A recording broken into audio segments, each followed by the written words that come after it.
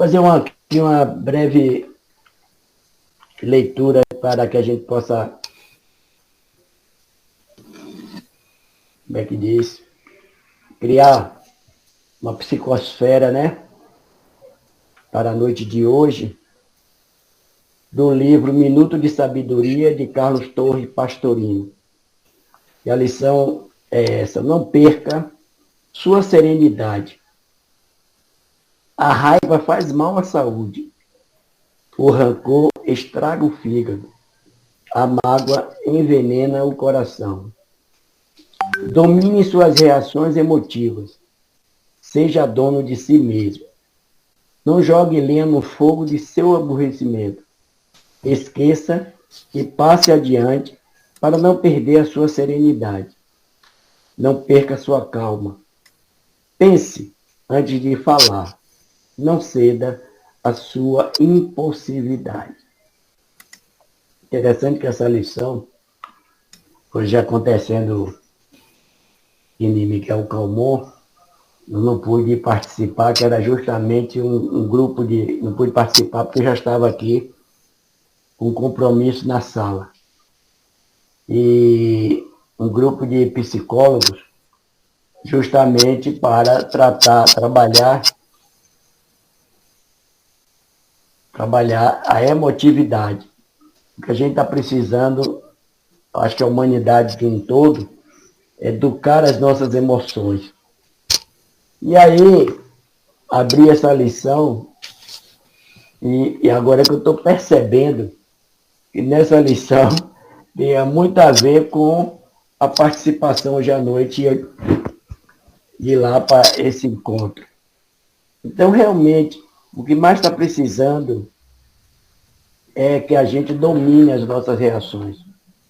Porque precisamos agir com calma, com paciência, pensar antes de falar.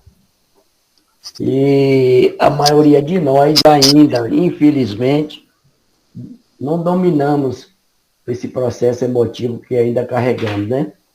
E às vezes o desastre ocorre, as consequências, melhor dizendo, ocorre com a saúde, né?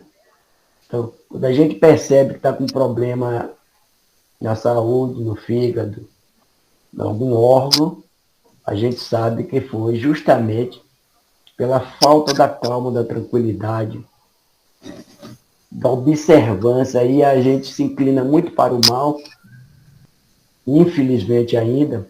Boa noite a todos que estão chegando.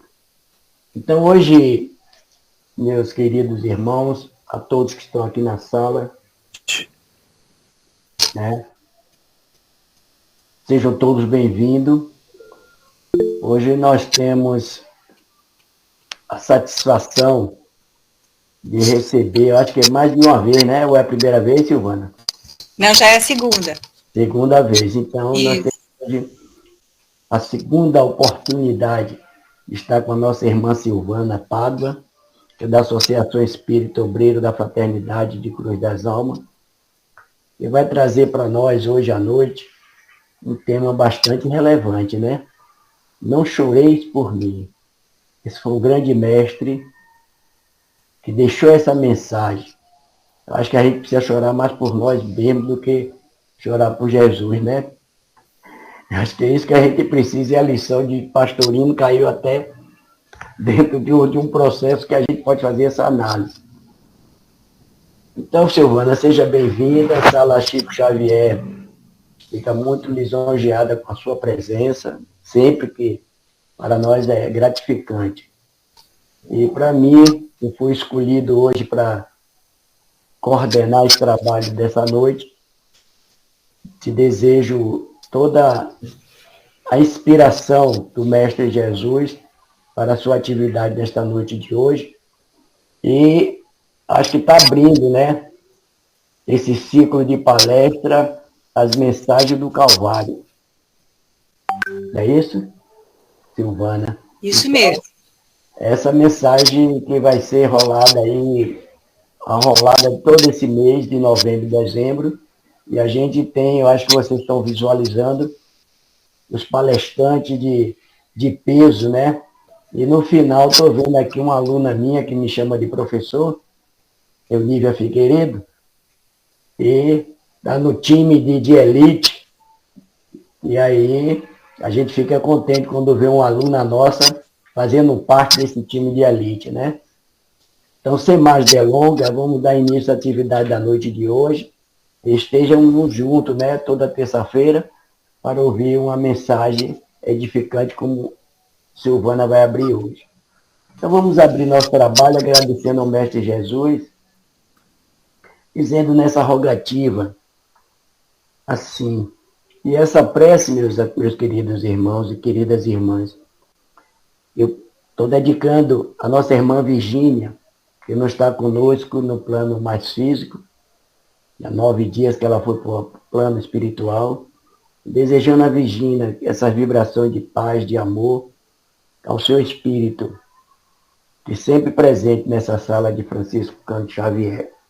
E a gente diz assim: Senhor, a Ti clamamos, e chegue a Teus ouvidos a nossa voz, e suba a Tua presença, a nossa oração. Não permitas que o nosso coração se incline para o mal, pois em Ti confiamos.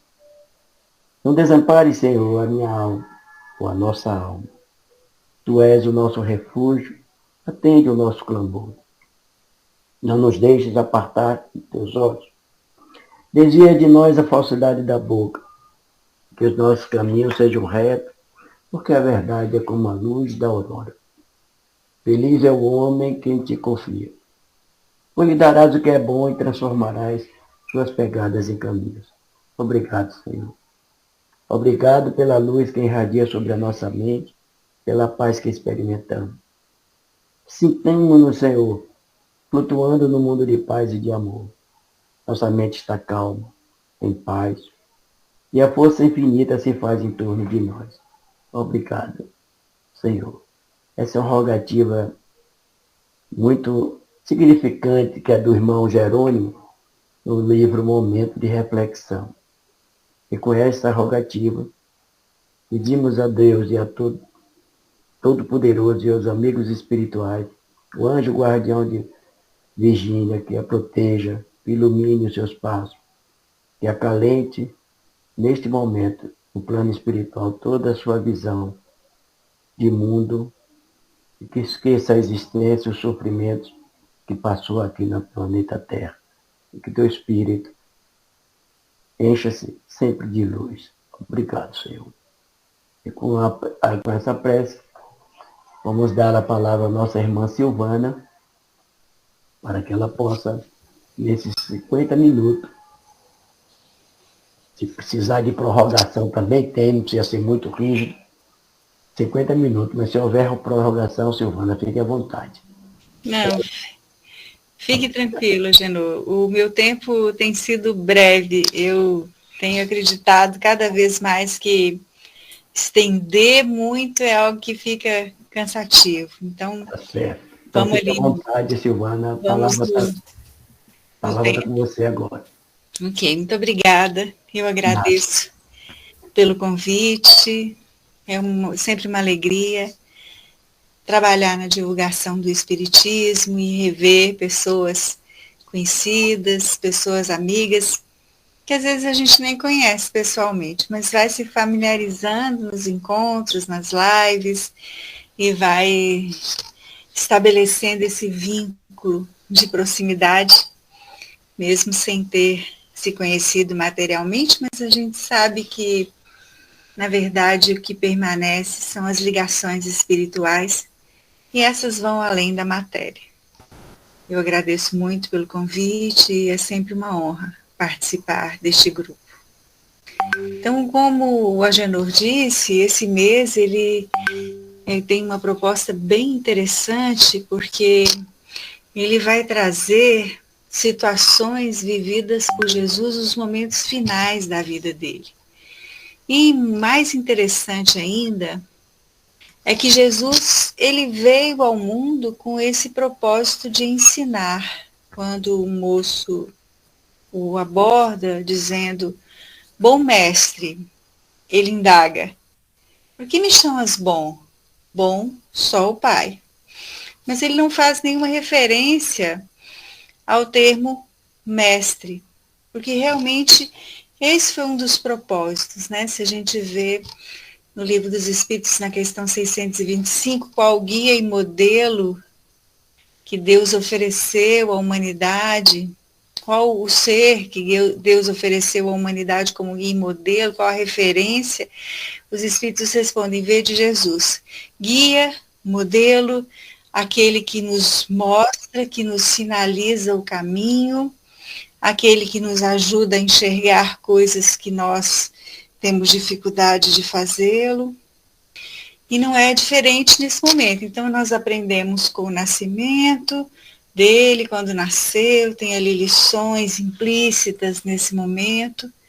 Aprendemos durante a sua passagem pela Terra, nos registros que nós encontramos, sempre com lições profundas e significativas. E aprendemos também nestes momentos finais, que nos trazem ensinamentos profundos, essenciais, para que a gente tenha uma sintonia com essa grandeza deste ser. Então, essas reflexões que são propostas nesses estudos deste mês, elas podem nos trazer informações importantes sobre temas muito importantes também: fé, perdão, compaixão, sofrimento humano, sede espiritual, cumprimento da missão e entrega total a Deus. E hoje, especificamente, nós vamos ver um trecho registrado por Lucas, no capítulo 23, versículo 28 a 32. Jesus voltou-se, então vamos contextualizar. Ele estava naquele momento final da sua existência, caminhando ali para a culminância de um processo doloroso da crucificação, que culminou com a crucificação, e no entorno a multidão ia se aglomerando e assistindo toda a cena. A gente lendo o registro bíblico de Lucas e pensando na situação, consegue imaginar a angústia daqueles que o amavam. Primeiro que as pessoas consideravam Jesus, e realmente era, né, um ser excepcional, fora do padrão. E muitos talvez não acreditassem que aquele fosse o fim. Porque como ele era uma pessoa muito fora do padrão, demonstrando uma elevação grande e uma conexão com Deus, é difícil você aceitar e entender que alguém que vive uma conexão desse porte passe por uma situação tão sofrida e difícil como essa que Lucas vai relatar. Então, no entorno dele, uma grande multidão do povo e, sobretudo, de mulheres. É interessante isso, né? Essa é uma característica de Jesus. Nas suas lições tem sempre implícito esta situação, a relação com as mulheres, no sentido de valorizá-las, de dar-lhes voz, porque naquela época, hoje a gente ainda enfrenta muitos desafios em torno das questões relacionadas à mulher, e ainda existem muitas coisas a serem conquistadas. Nós sabemos que vivemos numa sociedade extremamente patriarcal, mas naquela época era muito pior, porque a mulher realmente não era vista, não era considerada, não era em nenhum momento abordada. E Jesus quebra esse paradigma com muita força, porque em várias situações elas estão presentes, elas se fazem presentes, sendo observadas por ele, sendo nomeadas por ele, trazendo ali a oportunidade de, por meio delas, trazer lições de extrema importância. Então, a multidão, o povo, as mulheres seguindo, batiam no peito, lamentavam, choravam, e Jesus, voltando-se para elas, disse, olha que interessante o relato de Lucas. Havia uma multidão, o povo estava no entorno. Dentre as muitas pessoas, havia mulheres que lamentavam, choravam, batiam no peito. Ele voltou-se para elas. Está vendo como ele fazia questão de trazer à tona a mulher, de colocá-la em evidência, não para constranger, não para deixá-la numa situação complexa ou vexatória, mas para mostrar que todos são dignos da sua atenção, do seu apreço, da sua mensagem e consideração. Então ele voltou-se para as mulheres e disse, filhas de Jerusalém, não choreis por mim, chorai antes por vós mesmas e por vossos filhos, porque dias virão em que se dirá, bem-aventuradas as estéreis e os ventres que não geraram e os peitos que não amamentaram. Então começarão a dizer aos montes, cai sobre nós, e aos outeiros, cobre-nos, porque se ao lenho verde fazem isso, que se fará ao seco? É uma fala forte, enigmática, que precisamos considerar e observar com muita atenção, partindo de pedacinhos, considerando o contexto, mas também tentando entender o que está por trás dessa frase de Jesus, essa fala de Jesus, que aparentemente parece uma profecia. Parece que ele profetizava. Inclusive, é visto por muitas pessoas dessa forma, né? Como se fosse uma profecia, algo que ele estava prevendo. É importante lembrar que nesse capítulo 23, Lucas vai narrar o encontro de Jesus com Herodes, mas antes com Pilatos. E Pilatos pergunta para ele, acho tão interessante esse momento, tu és rei? E ele responde, Pilatos pergunta, tu és o rei de Israel? E ele responde, tu o dizes. Ele não fala, sim, eu sou, não sou, como em alguns outros momentos nós vamos ver que ele traz à tona a questão do reino de Deus, ele meu reino não é desse mundo, mas nesse momento ele não entra na conversa, ele se abstém de conversar, ele está reflexivo, pensativo, observando as situações. Essa é a única fala dele. Depois, Pilatos não vê crime, manda para Herodes. Herodes se entusiasma, achando que ele vai trazer reflexões, previsões importantes, porque Herodes tinha um lado místico, tanto que a relação com João Batista era uma relação bem cheia de nuances. Mas Jesus não fala nada, ele não diz nada. Ele está em silêncio. E nesse momento, ele faz essa observação para as mulheres. Filhas de Jerusalém, não choreis por mim.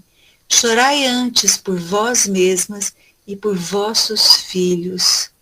E aí vai trazer aí uma fala como se fosse uma profecia. Bem-aventuradas as estéreis, os ventres que não geraram, os peitos que não amamentaram. Então, nós vamos tentar entrar nesse contexto e entender. Mas antes, precisamos analisar esse momento. Ele estava exausto. Por mais que seja um espírito que já atingiu os patamares evolutivos superiores, em que a matéria não tem o peso que tem para nós. Então, às vezes, a gente pensa nesse momento da crucificação tendo as nossas dores como referência. E a gente, então, às vezes até isso é retratado em filmes, vê a questão dos pregos, a coroa de espinho, e aquilo causa uma comoção. Meu Deus, quanto sofrimento. Mas um espírito desta natureza não vive o sofrimento material da mesma forma que nós outros. Se nós pararmos para pensar, aqui no mundo que nós vivemos mesmo, com espíritos próximos evolutivamente a nós, nós temos aqueles yogis na Índia que deitam sobre as camas de prego e não sentem dor, porque conseguem controlar a sua mente de tal forma que não sentem a repercussão do prego no seu corpo. Nós temos aqueles outros que fazem com que o coração pare por uns minutos. Então, assim, isso quer dizer o quê? Que tem domínio total da matéria, a ponto de não sucumbir diante da dor. Se espíritos, assim como nós, vivem situações semelhantes, conseguem ter esse domínio, imagine Jesus. Então, a questão aqui não foi o sofrimento, a dor física, mas havia certamente uma exaustão por toda essa situação que ele estava vivendo. Então vejamos que ele atravessava um momento extremamente delicado, era o fechamento de um ciclo, ele sabia o que estava por acontecer, porque uma visão ampliada das coisas. Ele sabia o que isso ia acarretar à humanidade, enfim. Ele retorna para uma missão, vem ensinar coisas importantes e percebe nesse fechamento de ciclo que as lições não haviam sido assimiladas da forma como poderiam ter sido. Que as pessoas ainda estavam pouco preparadas para compreender o que ele vinha ensinar. Então, a dor que é relatada e que nós vemos em vários momentos, e certamente vocês verão aí ao longo do mês de novembro, desculpe, é uma dor mais no campo moral do que física. Mas ele estava realmente cansado. E ali, diante daquela circunstância, ele passa pelas pessoas, vê as mulheres chorando, as mulheres que tinham afeição por ele, que tinham sido sempre valorizadas, consideradas, choram pela sua dor, e mesmo diante dessa situação, ele se volta para elas para ensinar. Então, às vezes, a gente, quando vê essa passagem, a gente fica muito preocupado em ver e analisar a questão da profecia. Ah, mas então como é que vai ser isso? O que vai acontecer? A gente faz sempre essas projeções. Desde as mais remotas eras, nós estamos querendo prever o futuro e saber o que vai acontecer, buscando aqueles que podem nos dar informações acerca do futuro, questionamos sobre como será o fim do mundo, se o planeta vai acabar ou não, mas mais importante do que isso é o que está na essência da fala de Jesus. Isso é o que nós temos que nos atentar. O que ele estava querendo ensinar naquele momento? Uma lição tão simples, mas ao mesmo tempo tão profunda, porque ele estava dizendo a elas que o lamento, a queixa, o choro do desespero, muitas vezes é infrutífero. Então ele estava dizendo que, vejamos, vamos voltar para a questão 625, qual o ser mais perfeito que Deus ofereceu à humanidade como guia e modelo? Vede Jesus, guia e modelo. O guia sinalizava e dizia: vede, atentem-se, olhem para essa situação, porque ela é profunda, valiosa e traz muito ensinamento. Então, quando ele ensina, ele está querendo dizer a elas que o lamento, não chore. Essa é as primeiras falas. Filhas de Jerusalém, não choreis por mim. Não lamentem. Procurem compreender, porque só a compreensão é capaz de transformar. Que lição magnífica! Jesus, naquele momento, ele não se compraz no sofrimento, o que nós muitas vezes gostamos de fazer. Quando a dor nos visita, nós somos os primeiros a sucumbir diante dela, nos considerando vítimas da vida, do mundo, pobres coitados, e aí utilizamos a queixa, a lamúria, todas essas movimentações permeadas pelo sentimento de vitimismo. E ele vem dizer então o seguinte: o sofrimento, a dor, não existe no mundo para ser causa de pena de si mesmo. O sofrimento é purificador, mas não vai fazer o seu papel quando apenas exprime uma emoção sem entendimento. O choro, a lágrima é digna, mas precisa ir além da emoção, precisa buscar o entendimento, precisa ser ressignificada, transformando-se em lição de amor e responsabilidade. Então, naquele instante, Jesus, na sua sutileza, denunciava com brandura e doçura a cegueira moral da sociedade que o acompanhava naquele momento e o acompanha até hoje. Porque nós, apesar de já termos vivido muito tempo depois da partida dele, porque já reencarnamos, morremos, renascemos várias vezes, somos reencarnacionistas e não acreditamos que essa é a primeira experiência que temos aqui enquanto seres encarnados, já houveram muitas. Então nós ainda não conseguimos enxergar a verdadeira essência da vida. E ele então aponta nessa passagem a cegueira moral da sociedade, a época e a de hoje.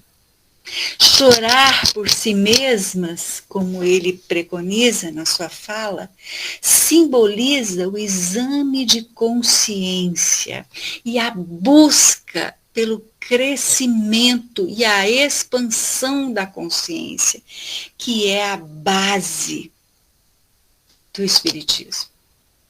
Então, quando ele conclama as mulheres, ele conclama duas ações: chore por si mesmas e chore por vossos filhos.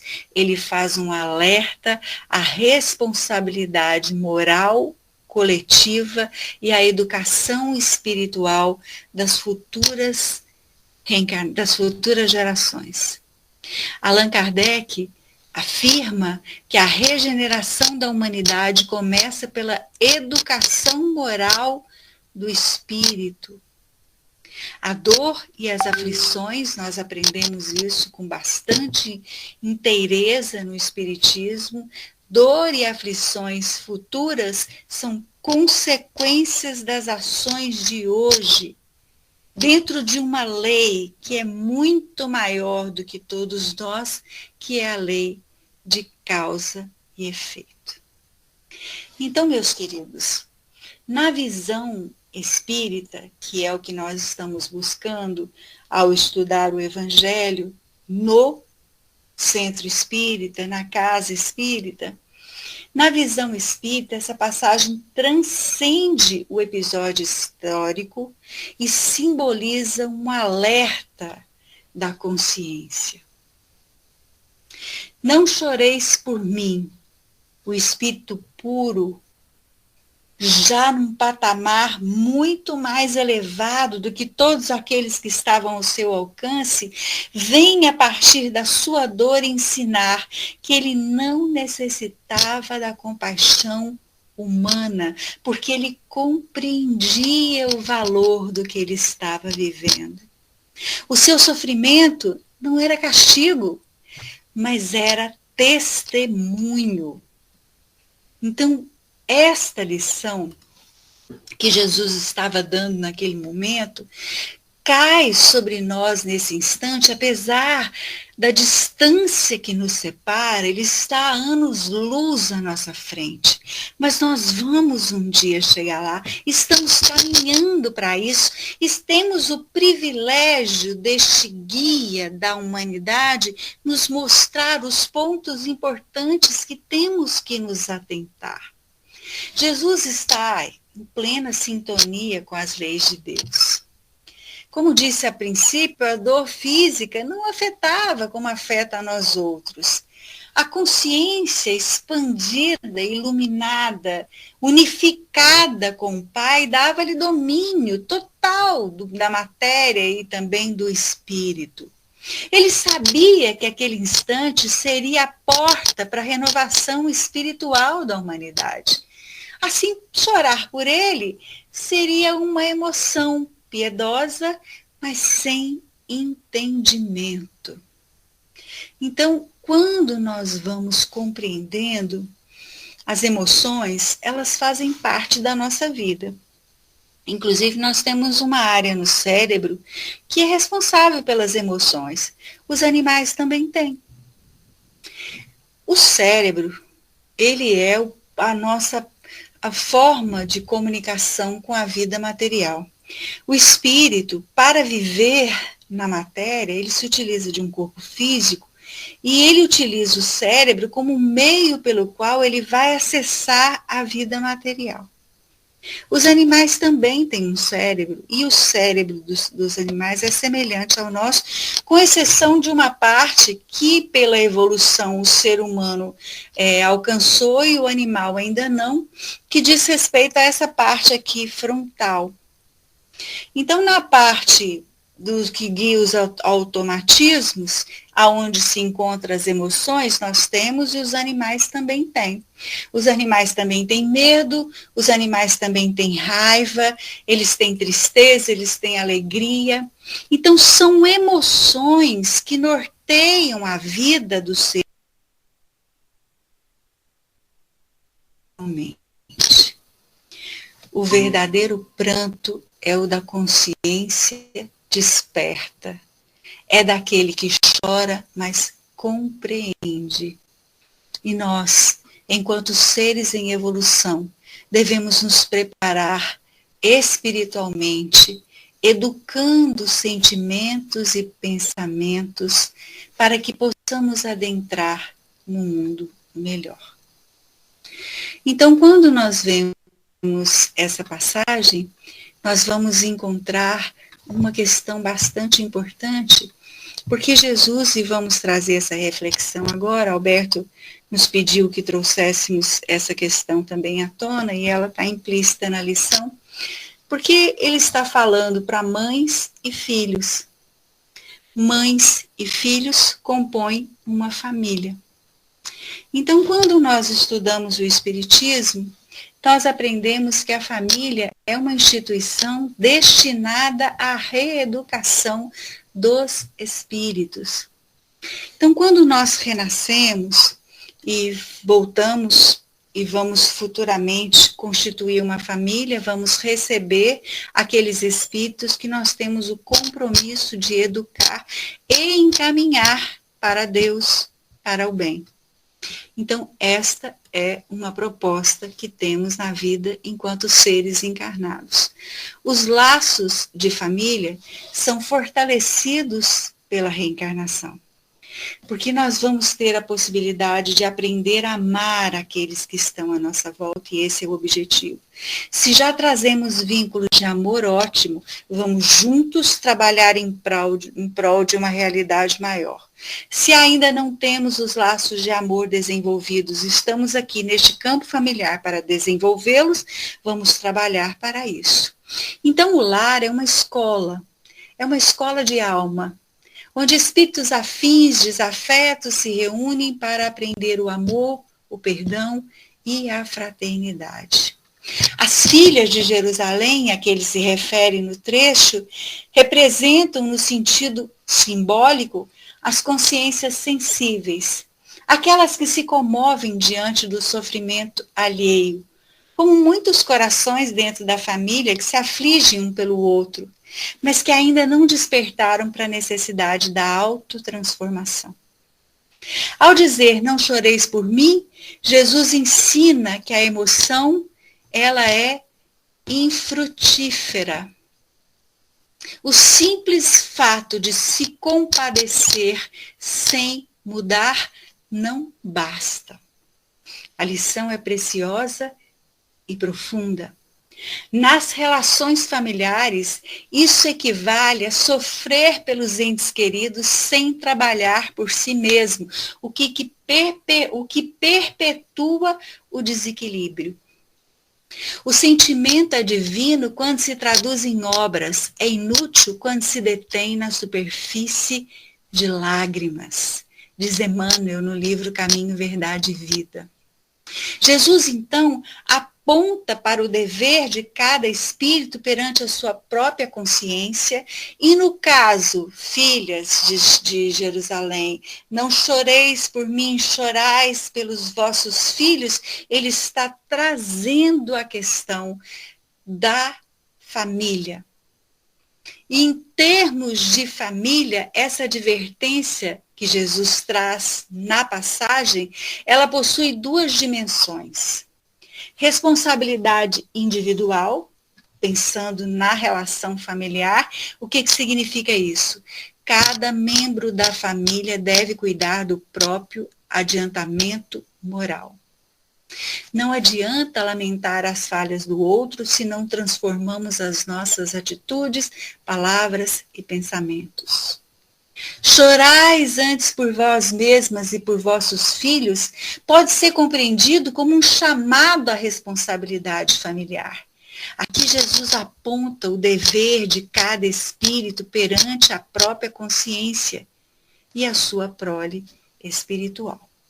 Então, vejamos que interessante.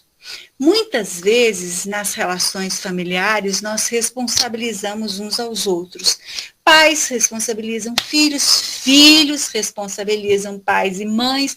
Ah, eu sou assim porque minha mãe me criou desse jeito, porque meu pai fez isso. Isso é muito comum de ver e ouvir. Mas o que a passagem está nos chamando a refletir é que cada ser é responsável por si e pelas escolhas que faz. Então, quer dizer, vocês poderiam perguntar, vão poder perguntar daqui a pouco, nós vamos abrir um espaço para trocar ideias. Quer dizer que o pai e uma mãe não têm responsabilidade pelos seus filhos até determinado ponto.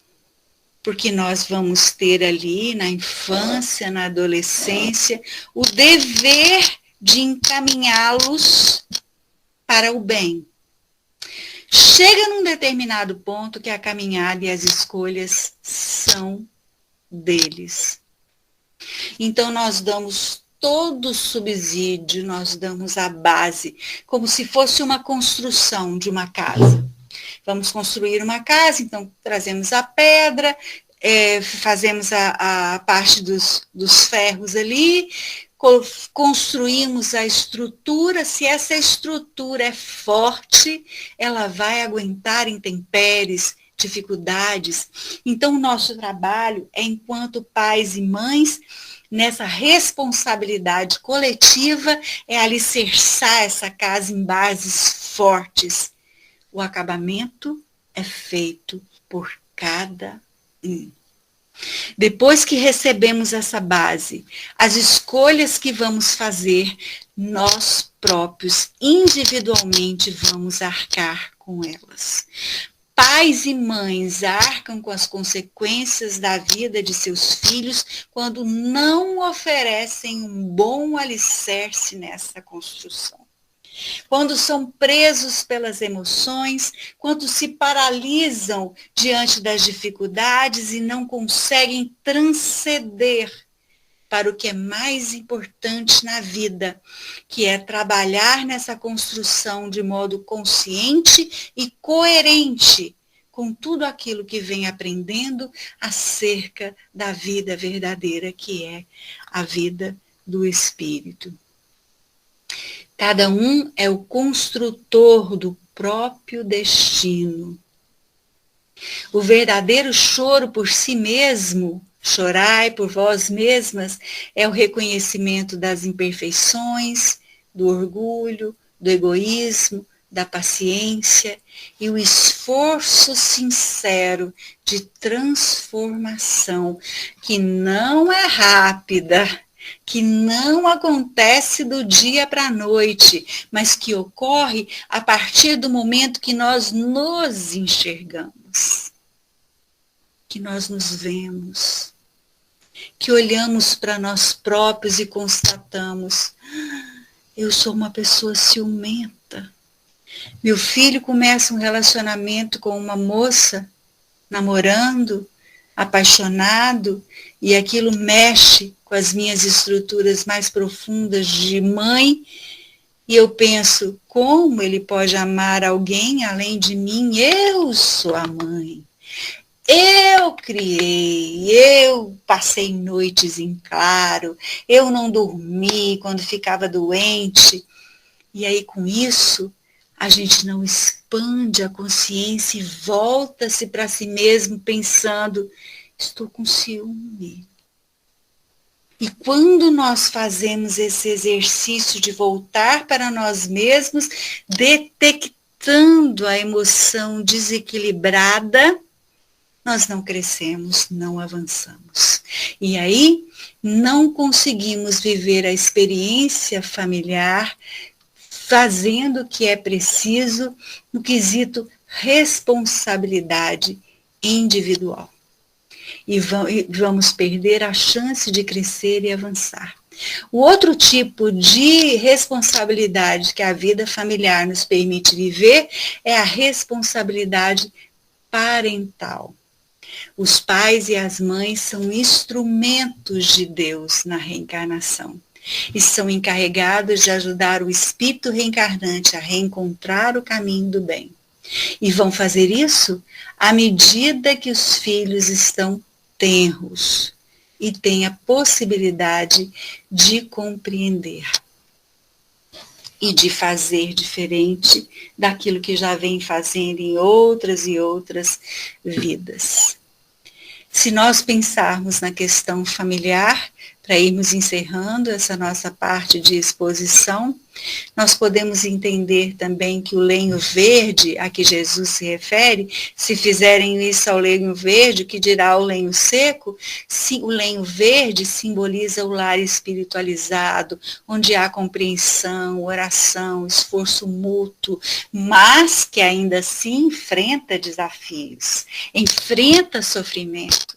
O lenho seco representa o lar desprovido de espiritualidade, endurecido pela indiferença, pelo materialismo, pelo egoísmo. Nesse ambiente, os conflitos se multiplicam e as almas se enfraquecem. Portanto, meus queridos e minhas queridas, a dor no lar é instrumento de aprendizado. Muitas vezes choramos pelas dores dos familiares sem compreender que elas são necessárias para o resgate e a evolução dos envolvidos, como aquelas mulheres não compreenderam a dor de Jesus. A compaixão deve ser ativa e não apenas se deter no lamento, na queixa, no desespero. Compaixão ativa significa acolher, ajudar, mas não substitui o aprendizado que cabe ao outro. É ele que tem que viver.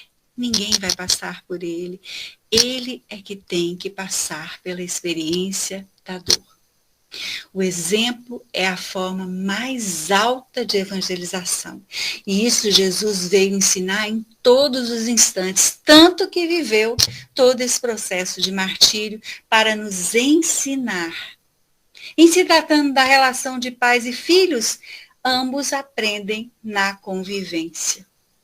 E nós precisamos entender que esse aprendizado se dá muito mais pelo exemplo do que pela fala.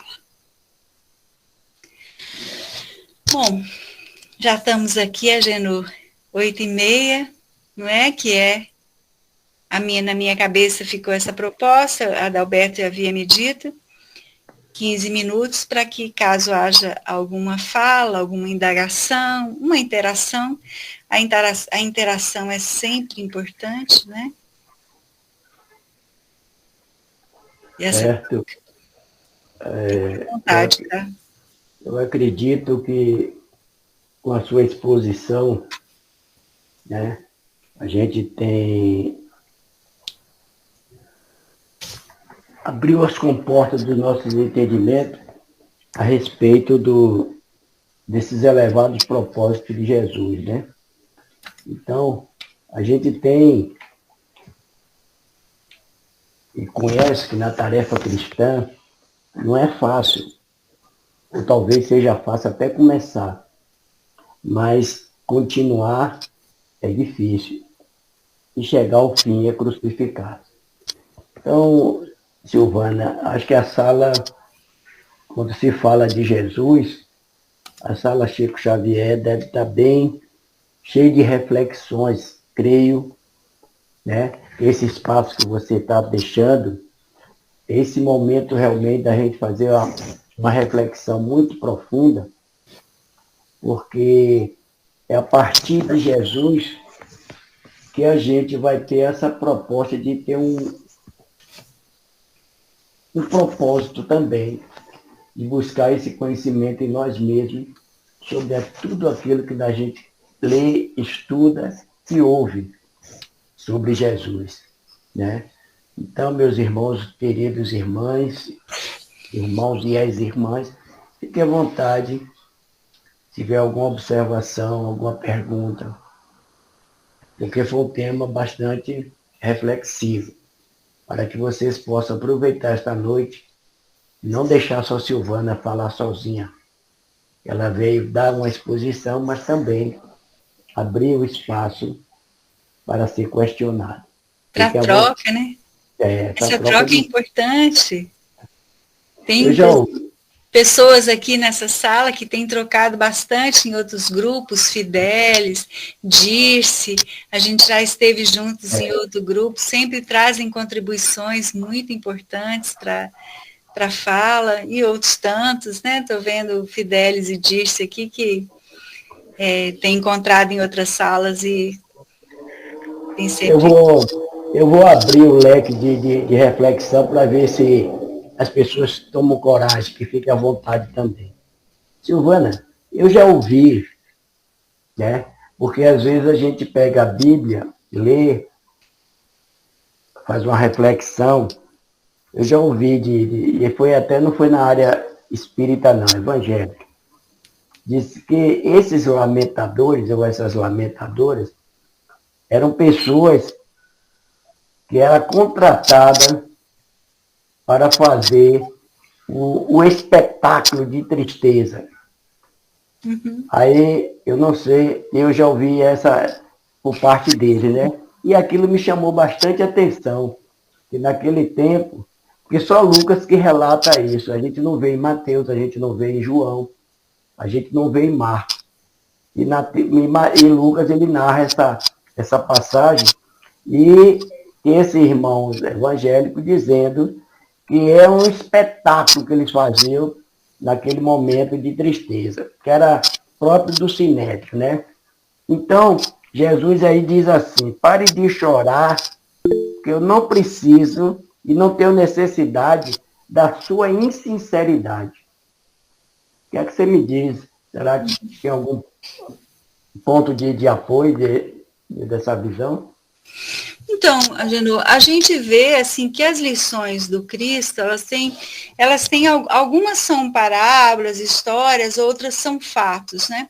Essa no que diz respeito à crucificação, apesar de Lucas não ter vivido, né? Porque Lucas não acompanhou em loco, ele ouviu falar, né?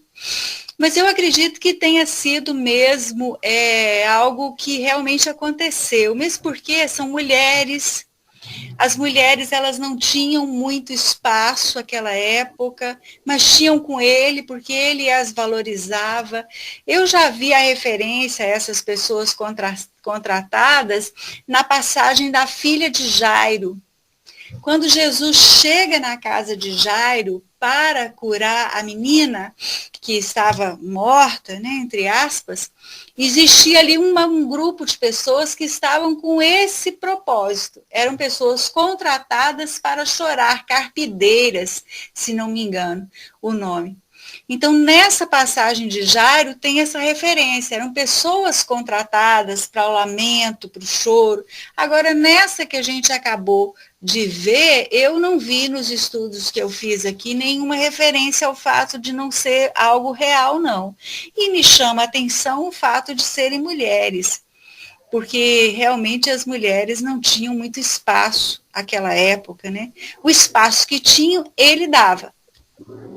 Então, eu acredito que nessa passagem especificamente, ele vinha trazer essa referência à questão do lamento infrutífero, não é só chorar, é preciso agir, né? A vida, ninguém cresce só no lamento, a gente sente, é claro, qualquer ser sente, mas é preciso que haja movimento, e faz a referência aos filhos, não com um prognóstico de terror do que viria, mas como um alerta para as questões. Você trabalha você mesmo e com o seu melhoramento você melhora quem está no seu entorno. Se não faz isso, aí sim você vai chorar por você e pelo outro. Então eu vejo dessa maneira. Ok. Mas acho interessante essa sua colocação. Elvira levantou a mão. Elvira, depois Piedade. Obrigada, Sil, pelas palavras, né? Muito. Faz a gente pensar, né? Repensar. Talvez assim, às vezes eu digo, toda vez que a gente vai estudar, a gente sabe, a gente só não sabe que sabe. E aí faz a gente reviver, né? Então, eu tenho passado por um momento, a minha mãe ficou muito doente, passamos alguns dias no hospital, foi muita dor, e ela desencarnou. E eu sou muito emotiva, então eu choro, como meus filhos fazem, eu choro de com força, né, mãe? Eu digo, E muitas vezes eu parava para dizer assim, calma, vida, não pode se desesperar. Mas a gente sabe muito bem, né, que o choro é algo que muitas vezes ele liberta até você de outras situações, né? E quando eu vi o tema, depois acho que eu vou assistir hoje Silvana, rever os colegas, né? Deixei de ir para outro estudo até. Então, quando a gente ouve ou lembra a passagem de Jesus, não chores por mim, eu você bem, né, deixou claro, um convite, né, para a gente transformar o pranto, né? Você acha que a gente na dor, não, você acha não, né? Você acredita. Você acha que a gente consegue na dor pegar essa frase de Jesus, não chores por mim, né, que é um convite realmente a transformar o pranto em tantas outras coisas, ajudar os que sofrem, né, por exemplo, a ter ação nos momentos de dor, né? A gente sabe que a gente tem que não deixar o pranto nos dominar. Até Emmanuel fala, né? Não deixa o pranto, não deixa seja dominado pelo pranto, trabalha e ama. Eu acho que eu trabalhei uma vez uma mensagem de Emmanuel, não lembro, né? Mas você acha que a gente consegue, nos momentos de dor, transformar esse choro em ação em favor do próximo? Eu acho que a gente tá aqui para aprender. Mas não acho que seja em favor do próximo, não. Eu acho que o primeiro movimento, Elvira, é em favor de nós próprios.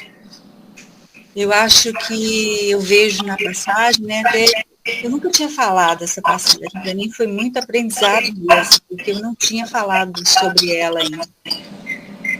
E à medida que eu fui vendo, lendo, refletindo, eu fui entendendo algo que eu acho assim fantástico. Às vezes a gente preocupa muito em fazer pelo outro, mas acho que o primeiro movimento é fazer pela gente mesmo. Então, esse não chore por mim, chore por você mesma. Você precisa reconhecer onde está a sua dor. Precisa reconhecer o que está por trás dessa dor. Precisa aceitar sua fragilidade diante da dor. E esse é o movimento. Aí, a partir disso, você começa a organizar as coisas interiormente. Não é fugir do luto, não é fingir que ele não existe. Ah, não, eu tenho que ser produtiva, eu tenho que trabalhar, eu tenho que fazer o que eu preciso fazer. Mas eu acho que é preciso entender a si mesmo, entender o luto, entender a dor e automaticamente ir clareando internamente as coisas para se fortalecer. E o convite dele é para que essa dor seja uma expansão da consciência. E expandir consciência, minha amiga, é trabalho de vidas. Vidas. Nós somos apressados. Enquanto espíritas, a gente acha que vai fazer tudo por aqui, nessa existência. Eu já até ouvi gente dizer, não quero mais voltar. Pura ilusão. Vamos voltar muitas vezes. Mas podemos começar. E o começo, na minha visão, é sempre voltando-se para si. Por isso ele diz, não chore por mim, chore por você.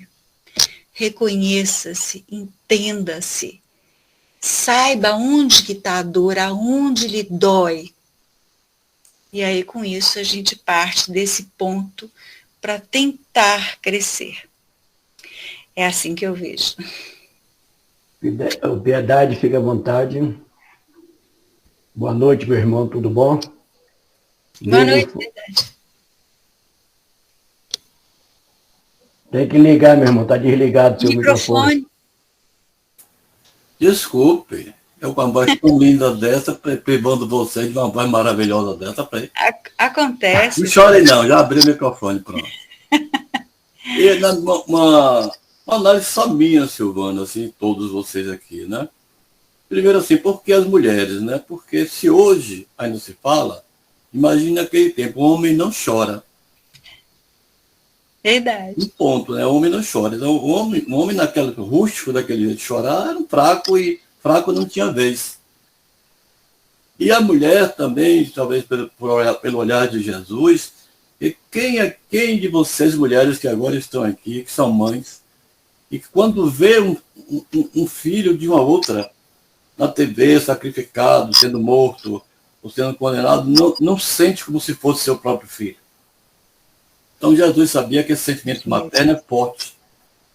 Mas a essência é como você falou. Chorar por quê? Né? Melhor que chorar, como eu vejo muitas vezes, vamos colocar para um sepultamento nosso aqui. Uma pessoa muito importante, que fez muita coisa, e a gente escuta, depois de tanto choro, tanta coisa assim, ele deixou um legado.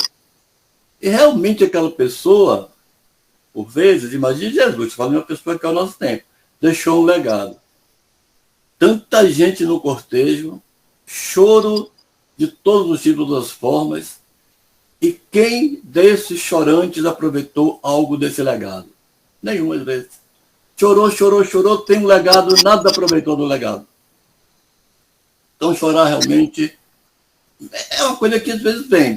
Chorar não é lacrimejar, né? Porque se eu tiver uma incidência forte do sol nos meus olhos, sem óculos escuros, eu posso lacrimejar, mas não estou chorando. Tanto que ele dizia que elas batiam no peito, né? Muita gente até pensa, né? Você está chorando? Não, eu estou só lacrimejando. Quer dizer que o choro, na verdade, tem outro sentimento, é um sentimento bem, uma coisa forte de dentro, às vezes a gente não contém aquele choro. Tudo bem, é um fato normal, mas você foi muito, muito importante, assim, ao invés de chorar, faz o que o guia disse. Pratica o que ele ensinou. Para que chorar? Alegra-te e vai em frente. Entendeu? Com relação a então chora e faz, né? Pode chorar. Vamos lá, vamos fazer. Aí, com relação à dor, né, que provoca choro e tudo, eu faço 2 experiências eu tive. Eu morava em Porto Velho, em 1975. E naquele tempo, um dentista, ele me escolheu, porque ele disse assim, você vem no meu consultório, você é uma pessoa muito tranquila, você sempre está aqui nessa cadeira, você não está tudo bem, tá sorrindo, está alegre, tá. Eu quero fazer uma experiência com você. Vamos tratar esse canal. Eu vou ver até onde você aguenta fazer sem anestesia. Você topa? Aí se topo. Você sentiu, você bate aqui na cadeira se você sentiu alguma dor que incomode. Eu ainda não estudava a doutrina espírita. Mas o que é que eu fiz quando ele fez a proposta? Meu corpo ficou naquela cadeira em Porto Velho. Eu vim para Salvador. Curti uma praia de Itapuã. Você conseguiu? E ele ficou lá cuidando do meu corpo. E eu não senti dor. Olha. Não senti dor. E recentemente, senhor, eu passei pela Covid, aí sim já foi pelo pouco conhecimento espírita. Passei por processo de Covid, quem me conhece aqui sabe, fiquei desenganado, não senti dor nenhuma, nem física, nem moral, nem espiritual. Agora, isso eu afirmo, graças ao pouco conhecimento desses exemplos de Jesus através do Evangelho segundo o Espiritismo. É minha contribuição. Muito obrigado. Foi muito boa. Muito interessante a sua colocação, muito mesmo, faz todo sentido.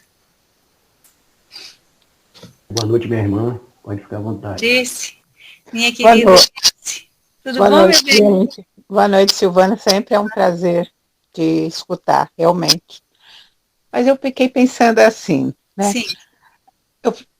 Assim, de tudo, mas eu peguei um pontinho. Então, eu vi sobre o medo. Uhum. Todos nós temos que ter medo.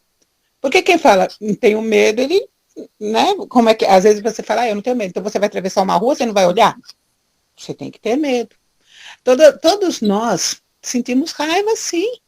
A gente tem que trabalhar essas coisas dentro da gente. Uhum. Então, eu estava pensando assim, eu acredito assim que nós nos cobramos muito, nós espíritas, e somos cobrados também, né? Eu fico pensando assim, porque é assim, que nem Elvira falou, minha mãe desencarnou, e eu tenho certeza que ela sofre. Mas como espírita, gente, vamos pensar como espírita mesmo. A gente sabe que está do outro lado, e que não morreu foi aquela carne. Aí eu fico pensando, será que não é egoísmo? A pessoa às vezes está doente, já não tem uma idade, né? Eu sempre converso com meus filhos, né? Eu falo, gente, não quero essas coisas, porque eu já vivi, já criei você, já criei meus netos, né? Estou com uma certa... Até egoísmo, ficar, porque minha mãe não está aqui, meu Deus, minha mãe teve um AVC, mas ela não podia, eu tinha que cuidar dela. Eu acho que aí também tem uma parte de egoísmo da gente, e nós, espíritos, temos que trabalhar isso. Gente, eu vou falar uma coisa para vocês. Essa semana, não sei o dia que foi, eu acordei de madrugada, eu liguei a televisão, aqueles canais fechados. Eu vi uma coisa assim que me surpreendeu muito, porque eu sempre perguntava, sabe, sobre aquele João de Deus. E o filme, não sei se vocês já assistiram, era João sem Deus, era a vida dele. Eu fiquei horrorizada e paralisada com o que aquele homem, o que ele fez com a espiritualidade dele, porque ele tinha espiritualidade. No centro que ele era dele, tinha, vamos dizer, tem gente que não acredita em milagre, eu acredito em milagre porque eu sou o verdadeiro milagre. Aí eu assisti, não sei se vocês já assistiram, o filme é João sem Deus. Ele tem 350 boletins de ocorrência, tudo por atos sexuais com pessoas adolescentes e menores. Veja um espírita, um espírita que ele tinha o dom, sim, ele tinha o dom, né? Gente famosa ia lá e tinha cura. Aí eu fiquei assim, impressionada, assim, aí eu fiquei pensando, meu Deus do céu, nós espíritas, nós temos uma responsabilidade tão grande para conosco mesmo, para não nos perder, e depois não passou isso. Eu vi um filme que passava o umbral. Aí eu pensei, Senhor, me livra desse lugar, mas provavelmente eu vou passar por lá, né? Então, eu fico pensando assim, gente, nós espíritas, nós temos assim, assim, e pior, é que nós sabemos, Chico Xavier já falou que lá no umbral está cheio de espírita, né? Pelo orgulho, pelo egoísmo, porque às vezes o espírita, ele tem um cargo, ele é palestrante, ele leu, e ele leu mesmo. Tem espírita aí que leu, não é meu caso não, gente. Né? Aí ele acha que ele é melhor, sabe? Às vezes eu vejo, eu conheço pessoas assim, né, que são espíritas e são o dirigente do centro, né? Aí eu falo, ai, que besteira, né? Então eu fico pensando assim, que, gente, nós espíritas, eu acho que nós pecamos duas vezes sim, porque nós sabemos o que trabalhar e como trabalhar, nós temos a ferramenta. Às vezes, muitas vezes, nós não usamos a ferramenta certa, gente. Então, eu sempre fico me questionando, e às vezes eu me cobro um pouco e falo, meu Deus do céu, eu não consegui, sabe? Porque eu não sei vocês, eu tenho raiva sim, eu choro a morte sim, até hoje eu choro pessoas que desencarnaram, até hoje ainda eu choro, e falo, meu Deus, está em outro lugar, estava doente, melhor que partisse, porque eu, se um dia eu assim, tiver uma doença, assim, de alguma coisa que eu não possa fazer minhas coisas, eu falo, Senhor, eu quero ir embora. Então eu vejo egoísmo nas pessoas espíritas também, e muito, sabe, egoísmo, falta de caridade, sabe, assim, vaidosos, orgulhosos, que nem, não estou me tirando, não estou me tirando não, gente, eu estou falando assim, por mim, né, eu estou aprendendo. E eu acho assim, que a pessoa fala assim, mas tem pessoa que tem 30 anos, assim, não importa, eu tenho pouco tempo, mas eu já sei que a chave de fenda aperta o parafuso, e por que eu não uso a chave de fenda certa? E é isso, gente. É isso mesmo, minha querida, mas sim, o Espiritismo, ser espírita não nos livra de nenhuma dessas coisas, né? Nós somos humanos. Independente, antes de sermos espíritas, nós somos humanos e temos mesmo medo, raiva. O exercício que nos cabe agora é entender e enxergar, sabe disso? Isso em nós. Porque a gente só consegue lidar com o que a gente vê. Enquanto eu me acho um poço de virtude, eu não vou lidar com nada que é ruim, porque eu só tenho virtude, então estou ótima, estou muito bem, está tudo ótimo. Mas não é assim. Aqui nesse planeta ninguém é poço de virtude, senão a gente não estava aqui. Não se preocupe com umbral não, minha querida. Umbral é uma construção mental. Construa boas coisas, que é o que você tem feito, inclusive isso que você faz com seus filhos, preparando-as para o seu desencarne, é uma coisa muito bacana e que vai lhe contar muitos pontos quando você deixar aqui o seu corpo. Porque a gente precisa encarar essa realidade, precisa parar de fugir dela, precisa entender que é um fato para você, para mim, para todos nós. E esse é o caminho mesmo. Silvane, tem uma coisa que eu sempre penso assim e tenho me policiado nisso. Muitas vezes, nós que não sou palestrante, acho que nem você também, a gente passa uma mensagem, a gente passa alguma coisa, a gente conversa, então as pessoas conhecem a gente, depois as pessoas falam, assim, as pessoas nos agradecem, falam palavras, assim, que a gente às vezes fica um pouco assim, fala, nossa, será que eu sou tudo isso? E a gente tem que pensar, será que eu sou tudo isso? Porque se a gente pensar que a gente é tudo aquilo que a pessoa falou, porque a pessoa gosta da gente, a gente vai ter a vaidade acima do que a gente precisa. Verdade. Então eu vejo assim, que um dia a pessoa me mandou uma coisa de agradecimento, de amor, essas coisas assim, aí eu mostrei para minha filha, olha gente, minha filha ainda é mais nova ainda. E ela falou, mãe, cuidado com a vaidade, entendeu? Porque assim, a pessoa está falando, mas não deve deixar sobre essa cabeça, porque assim, às vezes a pessoa assim, vai no lugar, a pessoa é bem recepcionada, que somos, né? Aí a pessoa fala, não, mas ali é educação. A gente não tem que tomar muito cuidado com a vaidade, gente, com o orgulho. A gente, principalmente nós espíritas, porque realmente as pessoas, sabe, chegam na gente e falam coisas bonitas e nos beijam de verdade, e a gente sente que é verdadeiro. Então a gente tem que tomar cuidado, gente, com uma coisa muito importante para o ser humano, e principalmente nós que estamos tentando ser espírita. Eu estou tentando, viu, gente? E a vaidade. É isso mesmo. Você está certíssima. Às vezes, quando faz algum elogio, eu penso, pobre, coitada, não me vê, não está me enxergando. Está enxergando uma projeção de algo que não sou eu. Ao contrário, que quando às vezes alguém faz uma crítica, eu penso, essa está me enxergando, essa está me vendo, do jeito que eu sou. Porque isso são mesmo, é natural do ser humano, a gente tem que se precaver mesmo. Você tem razão. Achei interessante que vocês conversando, me lembre aqui de Kardec. E Kardec, quando diz o seguinte, quando a ciência, e a gente está vendo, está num momento, né, de grandes transformações, a gente está vivendo um momento de grandes transformações, tanto no mundo material quanto espiritualmente.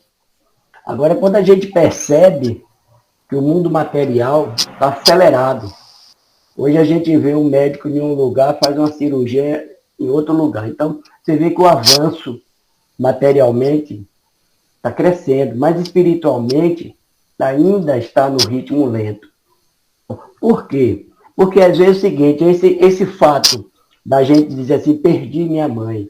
Minha mãe está no plano espiritual desde 2009, né?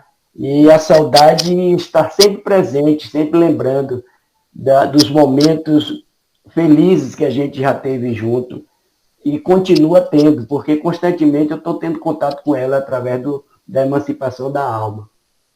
Então, eu acho que quando a gente está dentro da doutrina espírita, a gente tem que seguir mais a razão, a lógica. A gente tem que ter uma lógica, né, para não cair nas armadilhas das ilusões materiais. Porque é o seguinte, o que a gente perdeu, que diz que perdeu, é justamente o físico, o calor, tudo bem. Precisamos chorar de saudade, mas não se lamentar. Eu acho que foi a lição de hoje à noite, foi justamente isso que Jesus diz. Não se lamentem. Chorar é fácil chorar, né? Porque é do ser humano, é a saudade, é a emotividade que cada um carrega, tem outros que nem está aí, mas a gente tem por quê? Porque agora não ficar preso nessas armadilhas, porque sabemos, hoje nós espíritas, queiramos ou não, sabemos que o espírito não morre. Então, o que morreu foi a personalidade. Essa personalidade com esse físico que vai ter que deixar aqui no planeta Terra. Então, a emoção, a amizade, o amor, está sempre presente. Então, aí eu creio que nós deveríamos acelerar esse avanço no sentido de progressivo, de que sabemos que em qualquer momento nós estamos com os nossos entes queridos. Então, vamos ser lógicos, vamos ser racionais, para que nós espíritas não tenha um sofrimento, entre aspas, maior do que os outros que não pensam como nós.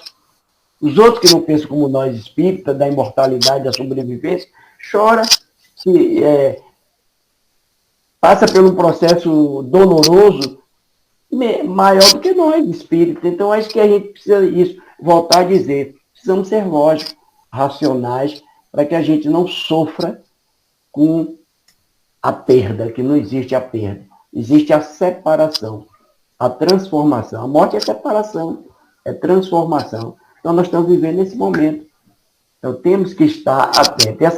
Para encerrar, essa semana eu estava conversando com um amigo meu, né, aí em Santa Amaro, e aí eu dizendo, meu irmão, quando a gente chega na casa de 70 anos, a gente já tem que estar pensando no retorno da parte espiritual. Porque a partir desse momento, a gente tem que fazer uma avaliação do que é que nós estamos fazendo, o que nós fizemos quando éramos jovens e agora. Nós já temos a obrigação de preparar para o retorno. Ah, que nada, você está falando em morrer, até morrer. Eu disse, sim, você não quer, mas vai ter que aceitar essa realidade. Entendeu? Então a gente, no movimento espírita, ainda está com medo de morrer. Aí é que está o problema, né? Eu creio. Verdade. Alguém mais gostaria de... Já estamos chegando no final, gente. Explorar um pouco mais Silvana, porque tá bom demais, viu? O tema foi bom. Muito né? bom. As colocações que vocês trouxeram foi excelente. Os esclarecimentos de Silvana, muito coerente, muito sensato. Então, uma noite como essa, a gente não pode perder, não, viu? Então, E aí fazer que nem o outro, vou contar até 3. Se não tiver ninguém 3, vou passar para lá, Silvana, para o encerramento. Mas eu gostaria, eu tenho certeza que vocês... Olha, vou fazer uma observação. Nós espíritas, quando estamos reunidos em família, não precisamos ter vergonha não, gente. Porque nós estamos em família. Nós somos irmãos, não é isso? Nós estamos falando do irmão maior, que é o nosso Mestre Jesus. E por que razão a gente ficar com medo de expressar os sentimentos nossos em razão do entendeu ou não entendeu? É bom. Quando a gente olha, eu não entendi isso não, viu, Silvana? Me explique isso. Não é bom? Isso É bom mesmo. que a gente aprende. E E aí a gente está aprendendo, né? não é, e a gente perdeu o medo, gente, de estar numa sala de irmão, numa família espírita, e com receio de expressar. É por isso que eu gosto de Disse. Disse coloca com naturalidade um sentimento profundo dela. Verdade. Né? Eu gosto muito das colocações de Disse. Com relação a perguntar, gente, eu até acrescento, aproveitando a sua fala, né, que é importante perguntar, porque eu pergunto, e a resposta serve para todos. Pergunta de um, a resposta é para todos. Sim. Mas acontece o seguinte, mas o problema não é que a resposta, às vezes não, viu? Tem coisas que eu posso não concordar, ou outros demais não concordar. Então, não serve, porque nós somos dentro da relatividade, cada um tem seu ponto de vista. Né? Mas acontece o seguinte, a proposta quando eu lanço, não é no sentido que às vezes o que você está calado, essa daí sim que vai despertar outra consciência. Então, é incentivar que a gente seja mais lógico, racional e fique à vontade. Não fique com vergonha, não fique com receio. Né? Abrir uma comporta que não seja hoje, mas que um dia a gente encare assim com piedade. Elvira, eu, e Fidelis sempre faz. Então, sempre a gente aproveita, porque os ensinamentos, ele é muito bom quando a gente está participando. Há uma fixação, a pirâmide da cognição, ela diz isso. Quando a gente participa, a gente troca ideia, a gente fixa mais o conteúdo da mensagem. Sabe o que acontece, Agenor? Acontece assim, que às vezes eu vou falar assim, já foi meu caso, você vê que eu falo demais, né? Eu sou do signo de Gêmeos e gente de papagaio. Mas às vezes a pessoa pensa assim, às vezes a pessoa até quer fazer um comentário ou quer perguntar alguma coisa, mas ela pensa o que os outros vão pensar se a minha pergunta não tiver nada a ver com a leitura.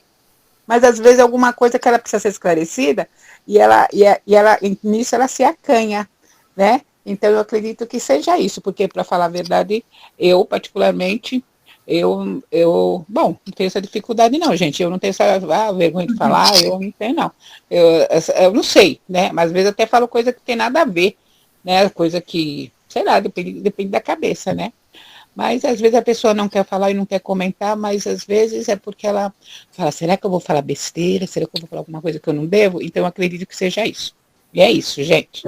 Joana chama isso de herança do passado, né? Porque as religiões que a gente veio, a gente não tinha direito de ter a voz.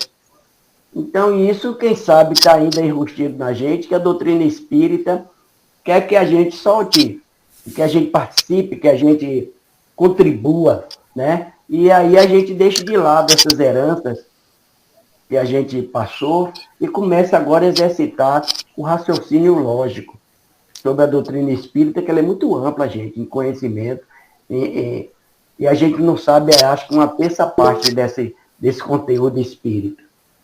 Então, depois de Elvira, fique à vontade, minha irmã. Depois de Elvira, eu vou pedir a Silvana a gentileza da prece de encerramento, né? Suas considerações finais e a gente aí encerra o trabalho da noite de hoje. Só para fechar, né, minha fala.